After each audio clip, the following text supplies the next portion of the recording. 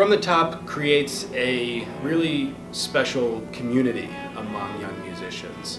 It builds this network and sort of family of musicians who are not just thinking about how well they play, they're not thinking about competitions. What they're thinking about is being an advocate for the arts and being a citizen of the world with their instrument or their voice or their piano, by their side as they go through life. Okay, so my name is Ethan Fisher-Chaves. I play the violin. I'm 15, and I'm from Charlton, Massachusetts. So I used to watch those little Einstein videos or something, and they had like an episode of the violin, and so I kind of viewed it, and I asked, and finally, after my parents relented and brought me to violin lessons. I'm Sophia. I play the viola, and I'm 16 years old. How did you get started playing the viola? I was 3 years old, and my brother started on the cello, and I really wanted to be like him.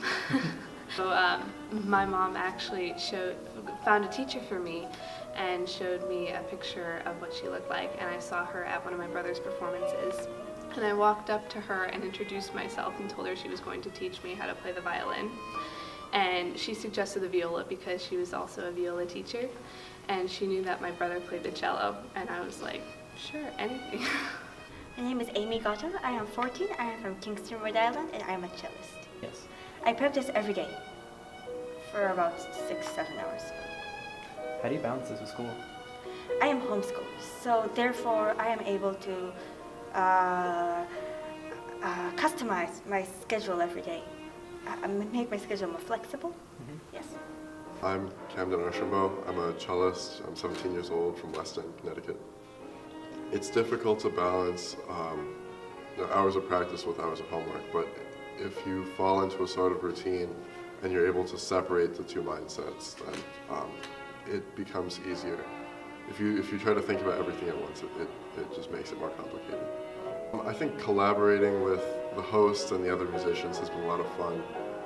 Getting to know other people and their stories and their backgrounds, and then getting to perform on the radio, of course, has been an amazing experience.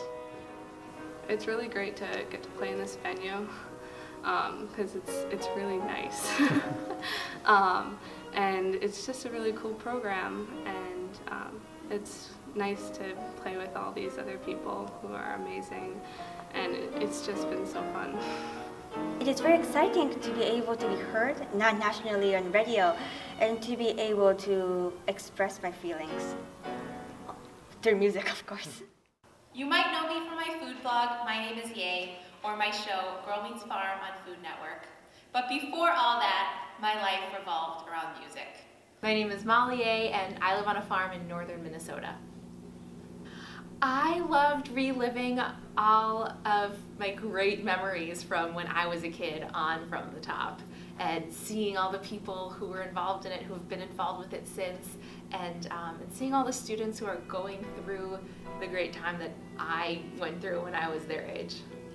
The classical music world is really small, and there are so many cool people in it, and so I would say to just keep those relationships strong, and you're going to be running into a lot of the kids that you've performed with today again and again throughout the years, and so it's really important just to maintain those relationships and also, of course, to work hard.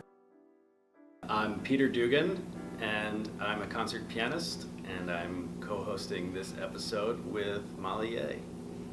I thought I was going to get the same ones as you. How did I get involved in music? I started playing the piano when I was 4.5, and I have older brothers who were playing music. They were already taking lessons at that time, and my parents both played for fun, not professionally, but there was always music on in the house growing up, and not just classical music, but also jazz, a lot of Motown, Irish folk music. So I grew up listening, just basically living and breathing music from as long as I can remember. The advice I would give these young musicians is to always remember why they're doing what they're doing with music. And I think for most of them, it's because there's a real love and a real passion there. So I would encourage them never to lose that connection to the love and the passion that drives them. You know, I think with music, it does require so much hard work and it does require so much discipline that sometimes it's easy to forget, you know, why you're doing it, and it's got to be for love and for the love of the art form. So I hope they keep remembering that.